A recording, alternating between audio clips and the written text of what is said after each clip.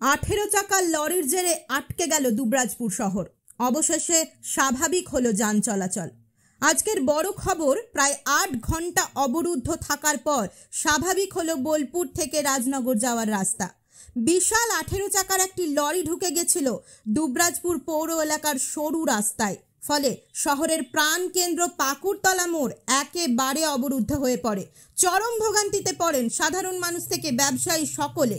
স্থানীয় সূত্রে জানা গেছে, পোল্ট্রি খামারের খাদ্য সামগ্রী নিয়ে রাজস্থান থেকে চন্দ্রপুর যাচ্ছিল লরিটি। নির্দিষ্ট বাইপাস ধরে যাওয়ার পরিবর্তে ভুল করে ঢুকে পড়ে দুবরাজপুর শহরের ভেতর। অভিযোগ, ট্রাফিক পুলিশের ও সিভিক ভলেন্টিয়ারের গাফিলতির কারণেই এই বিশাল গাড়ি শহরে ঢুকে পড়ে। এ ঘটনায় ক্ষুব্ধ স্থানীয় মানুষ প্রশ্ন তুলেছেন প্রশাসনের ভূমিকা নিয়ে। অবরুদ্ধ হয়ে যায় রাস্তাঘাট, থমকে যায় শহরের স্বাভাবিক ছন্দ। যান চলাচল স্বাভাবিক করতে এগিয়ে আসে দুবরাজপুর থানার পুলিশ। আনা হয় রিকভারি ভ্যান ও হাইড্রা মেশিন, তবে কোনো সমাধান মেলেনি। শেষ পর্যন্ত লরির মাল খালি করে সরানো হয় গাড়িটি। প্রায় 8 ঘন্টার প্রচেষ্টার পর ফের স্বাভাবিক হয় দুবরাজপুর শহরের যান চলাচল। আর যে জায়গায় ঘটেছে ওটা হচ্ছে দুবরাজপুরের হৃৎপিণ্ড বলা চলে, পাকুড়তলা মোড়। মানে গাড়িটা এমনভাবে আটকে গেছে, কোনো দিক দিয়ে কোনোভাবেই যাওয়া আসা করা সম্ভব নয়। বিশেষ করে বাইক, টোটো বা যে কোনো ছোটো গাড়ি, দু একটা ফাঁক ফকর রয়েছে যেদিকে মানুষ কোনো রকমে চলাচল করছে। আর এটা হওয়া যতদূর সম্ভব রাত্রে যারা ডিউটিতে থাকেন প্রশাসনিক তরফ থেকে তাদের ব্যর্থতাই বলা চলে। কারণ এত বড় গাড়ি যখন এই রাস্তায় ঢুকছে, তাদেরকে বলে দেওয়া উচিত ছিল বা সতর্ক করে দেওয়া উচিত ছিল যে এই রাস্তায় এত বড় গাড়ি যাবে না। যে কারণে ওরা হয়তো সতর্কবার্তা দেয়নি বা আটকায়নি, ওই জন্যই এই গাড়িটা আটকে গেছে এখানে।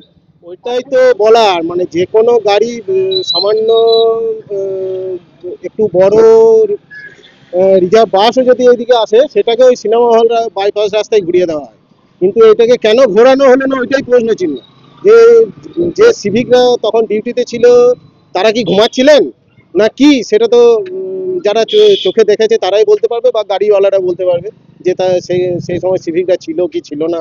মানে তার গাড়িটা তো নিঃসন্দেহে দেখে বোঝা যাচ্ছে অনেক দূরের বাইরে।